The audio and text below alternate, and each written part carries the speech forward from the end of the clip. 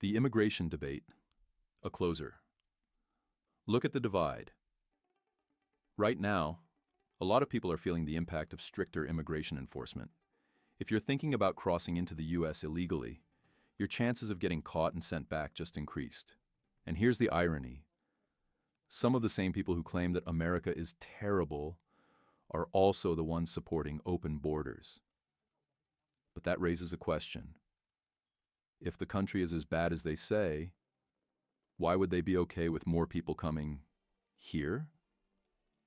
The truth is, people around the world recognize the opportunities that America provides.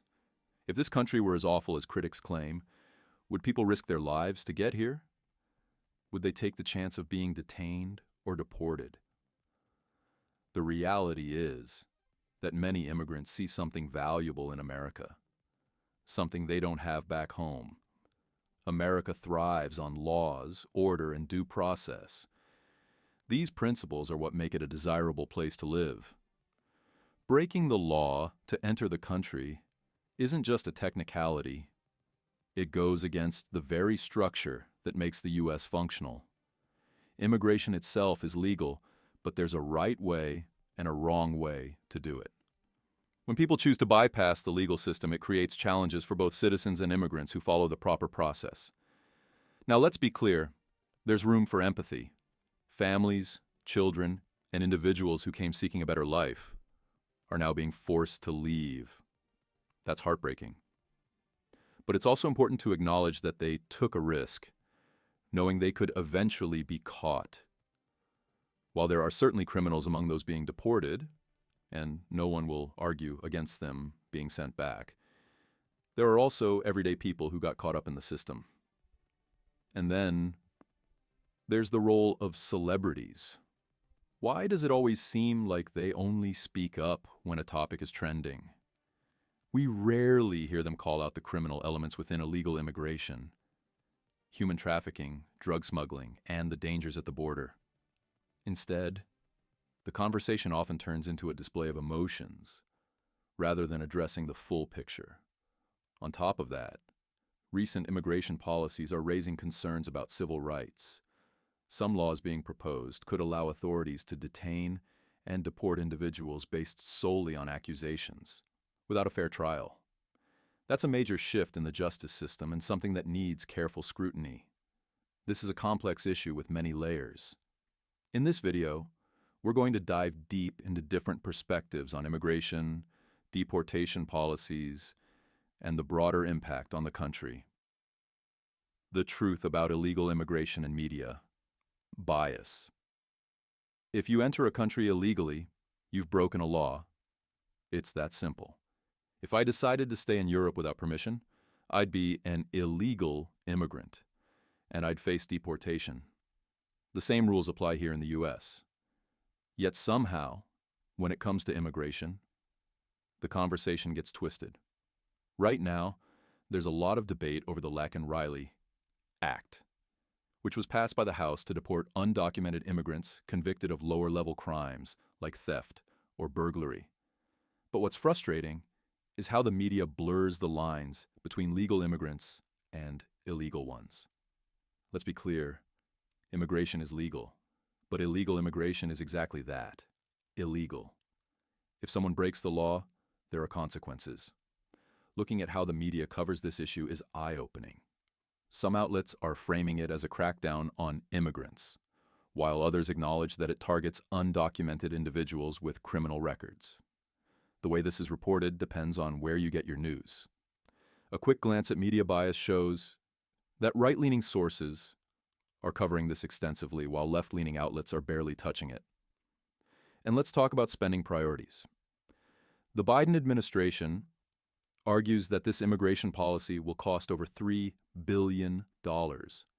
But where was this concern when we sent over $100 billion to Ukraine to protect their border? How does that make sense? If you want to stay informed without media bias, I highly recommend Ground News. It's the only news platform I trust. It shows you what different media outlets are covering or ignoring, so you can get the full picture. Unlike mainstream news, ground news is ad-free and subscription-funded, which means they're not pushing an agenda to please advertisers. Right now, they're offering 40% off their Vantage plan, which I personally use. That's about the price of a Starbucks coffee per month, and it helps support truly independent journalism. I've been using ground news since 2020, and I've never looked back. If you want to check it out, tap the link below or scan the QR code on the screen. Stay informed, stay sharp, and most importantly, stay grounded. The double standard on illegal immigration and identity politics. We can't save the whole world, we have to be realistic. The reason so many people are trying to come to America, even illegally, is because this is a great country. So if you're constantly bashing the US, saying it's awful, yet at the same time welcoming illegal immigrants, which is it? If America is as bad as you claim, wouldn't you be telling people not to come here? The logic doesn't add up. And then there's the argument. They deserve a home. Okay, but are you opening up your own home? The same people advocating for open borders also talk about the homelessness crisis, but aren't inviting anyone to stay in their spare room. Let's be real. Charity starts at home. Now, let's address the Latino card and identity politics. Some people say that if you're Latino and support mass deportations, you're betraying your own people. That's nonsense. Supporting legal immigration doesn't make you anti-immigrant. It makes you pro-law and order. The same people pushing for diversity and inclusion suddenly don't want to hear from Latinos, Black conservatives, or even gay individuals if they don't fit the narrative. It's selective inclusivity. You can't claim to support free thought and democracy while shutting down anyone who disagrees with you. That's not democracy. That's a dictatorship of ideas. If you don't fall in line, you're cast out. But on the right, and even among moderates, people can actually have different opinions and still be respected. This is why the Hispanic vote surged for Trump in 2024, because many Latinos are tired of being spoken down to. They came here the right way, worked hard, and followed the law, only to see others cutting corners and making them look bad. It's frustrating, and they're done with it. At the end of the day, people want fairness, not favoritism. If you believe in law and order, that doesn't make you a bad person. It makes you someone who values structure and accountability. And that's something America desperately needs more of. America first, the border, priorities, and the reality of illegal immigration. Let's be honest, every country protects its borders. If someone tried sneaking into your house uninvited, would you welcome them in? Let them sleep on your couch? No, you wouldn't. So why is it wrong for the US to enforce its own borders? We send billions to other countries to help them protect theirs. But when it comes to protecting our own, suddenly it's controversial. Make it make sense. If you want to come to America, come the legal way. Don't sneak in. Because if you do, you're going to find out real quick that we have laws, and those laws actually mean something. There's a reason people want to come here in the first place. America offers freedom, opportunity, and stability. Things that don't exist in many of the places people are fleeing from. Now, let's talk priorities. We have serious issues right here at home. Homelessness, failing infrastructure, disaster recovery, water crises. Yet somehow, there's always endless funding for illegal immigration. Flint, Michigan still doesn't have clean water. Fixing it would cost $1.5 billion. The Maui wildfires caused $5 billion in damages. Why haven't we fully addressed it? Solving homelessness in America? $20 billion. Student loan debt? $1.7 trillion. Yet, year after year, we spend that much and more on illegal immigration, on free housing, free health care, free flights, and free benefits for people who didn't come here legally. If we have so many problems to fix, Why is it wrong to say, hold on, let's take care of our own citizens first?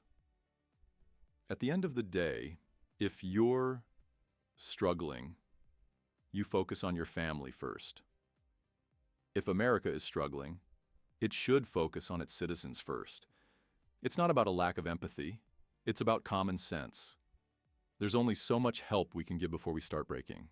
It's time to wake up. We can't keep stretching ourselves thin while our own country is falling apart. Maybe, just maybe, it's time to hit pause and focus on America first. America first.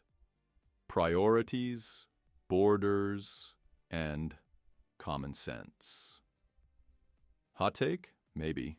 But hear me out. I get it.